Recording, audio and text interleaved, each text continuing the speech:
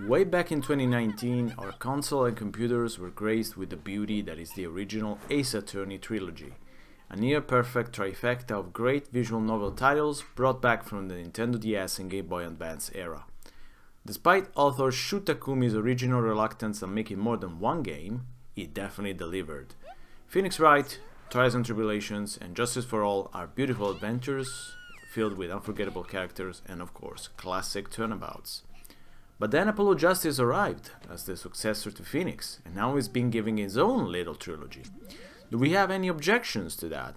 Well, we might, but first let's look at what we're getting in this package.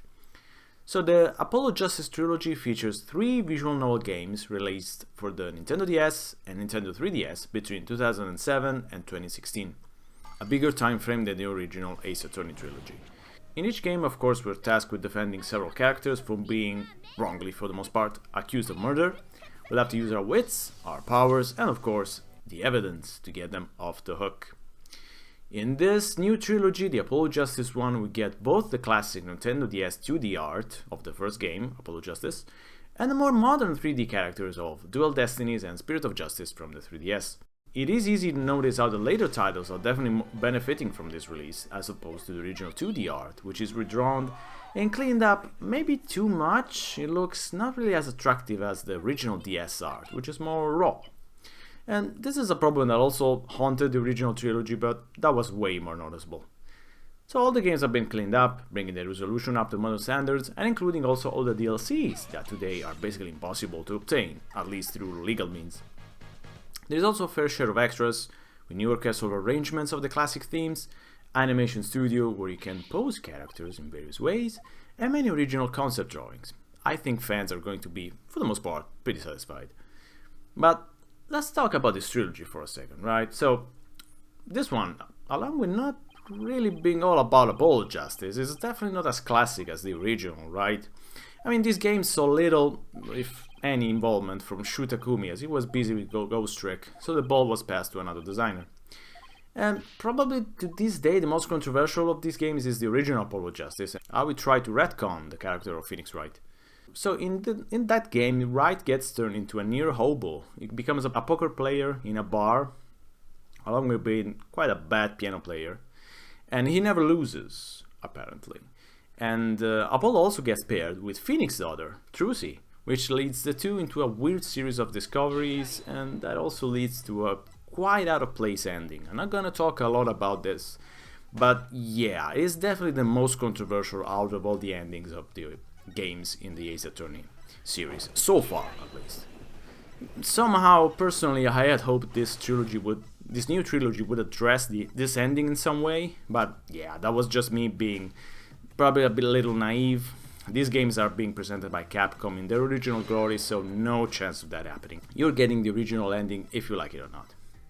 Basically, yeah, Shu Takumi did not want to work on a 4th title, because he felt that the original trilogy had its rightful ending and it didn't really need another game, but Capcom of course had different plans.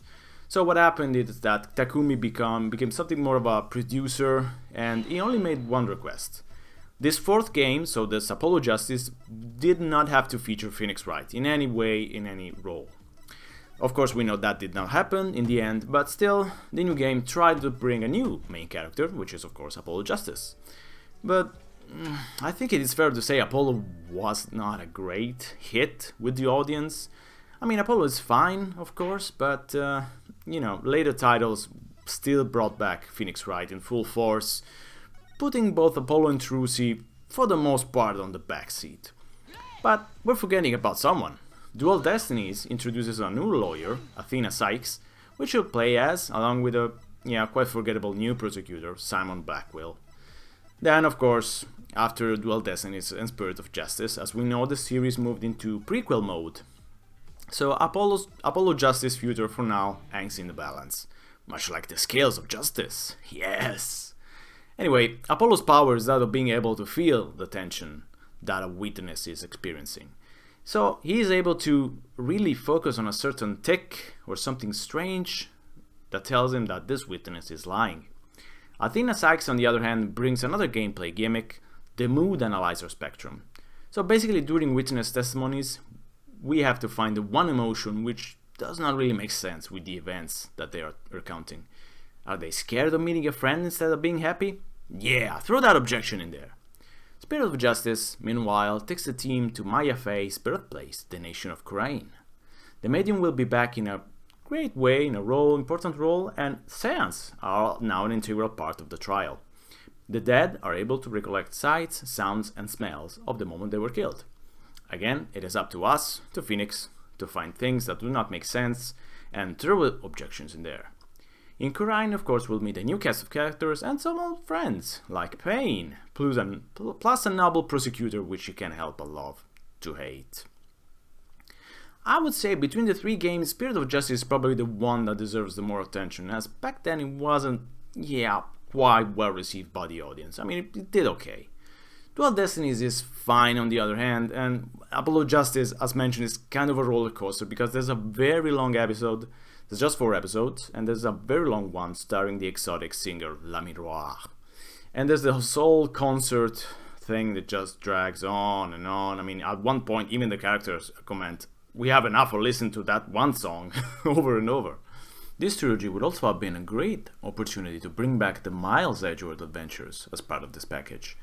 These were kind of spin-off games, starring of course the beloved prosecutor Miles Edgeworth, and had a kind of a different style in that they were third-person adventures while you explored scenes of the crimes and then you collected enough clues to go up against the other prosecutor. So they weren't really based around a trial for the most part, but they were still very interesting, especially considering how the second one in the series never even had an official Western release. And yeah, they would have been a great bonus for the Apollo Justice stories, but yeah, unfortunately, we're not getting it. So that's a bit of a shame. So yeah, in conclusion, if you're unsure about diving into this new trilogy, then I would say the problem is easily solved. Have you played the original Phoenix Wright trilogy? Yes. Do you want more? Then, yeah, this new trilogy will definitely satisfy and provide many hours of playing, especially great bang for your buck. If otherwise you feel you had more or less your fill of courtrooms, visual novels, then I don't think the Apollo Justice trilogy will do much to change your mind. But hey, if there's any fans of the series still watching, then what are you waiting for? Go pick up this new trilogy. Now!